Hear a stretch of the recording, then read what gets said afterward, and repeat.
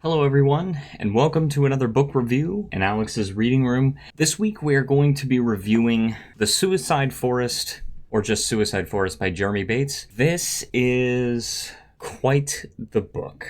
Alright, let's start off with some basics.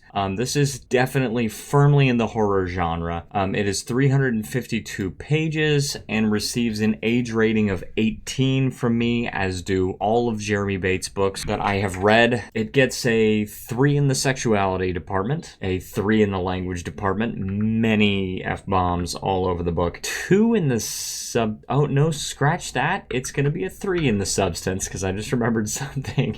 Hard drugs. And 3 in the death and injury case. Oh my gosh, I can't even tell you what it ends with, but I'll get a little bit into it in the spoiler section. But I have to say that this is the first book in Jeremy Bates' World's Scariest Places series. The series is not connected, meaning that these stories don't have anything to do with each other, but this is the first book in it, and I'm pretty sure that this is Jeremy Bates' most famous book, or at least most critically acclaimed book, because on all of his other books, it says best-selling author of Suicide Forest. So this has got to be a good one, and I will say it definitely is. I'm going to tell you right now, it gets a 10 out of 10 from me. This is one of the few books that I have read that is a 10 out of 10. Only 2 Jeremy Bates books can claim that rating from me. Even though I love Jeremy Bates, I love so many of his books, only 2 of them actually get a 10 out of 10. This one is one of them. The characters are very well fleshed out. I feel like Jeremy Bates knows exactly what he wants the reader to feel and does a very good job in making them feel that way. I feel that the use of flashbacks, perfectly balanced. I feel like it just gives an excellent amount of backstory without becoming too superfluous, which is something that I feel that he did in The Sleep Experiment. I felt like that there was too much backstory. But in Suicide Forest, I think he strikes the right balance. I think it's actually very well balanced. It's got a very engaging story, very compelling, ends very well, very satisfyingly, and then leaves the reader with very somber feeling in the epilogue. It's very, very well done. I just have to say the book is very well done, and it warrants a 10 out of 10. So I'm going to get into the spoiler section. Spoilers.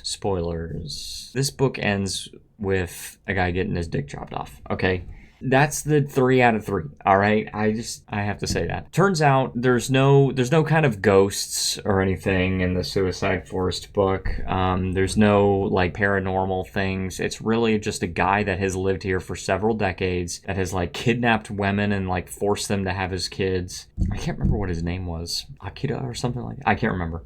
It's been a long time since I've read this book. I think this was actually one of the first books that I read back in 2023. I think it was the second book that I read in 2023, and it's now September in 2024, so that gives you an idea of how long it's been. But it really resonated with me because it actually deals with the theme of suicide. And even though it's not really about suicide, it's set against this backdrop of the Suicide Forest, and it's very interesting. It just has a lot of interesting things about it, and there's a whole roller coaster of emotions when they feel like they've gotten lost, and then they feel like they've gotten rescued, and then they find out that there's this guy that they gotta kill. It's very, very interesting and very well done, and there's actually a scene where the guy is involved in a fire. He's like asleep, and it goes into what you think is a flashback, and it seems really like a flashback, and then it blends, and you slowly realize, along with the narrator, it's actually a dream, and it's actually this, I think his brother that has died, that's actually telling him, you need to wake up right now because you have to save them. It's very, very good. It's a 10 out of 10. I think that this series of World's Scariest Places starts off right, and I really don't have anything else to say about it than that. So that's the end of this book review. If you enjoyed it, please feel free to like, subscribe, and stay tuned because I have more on the way. Thank you so much for watching, and I will see you guys next time.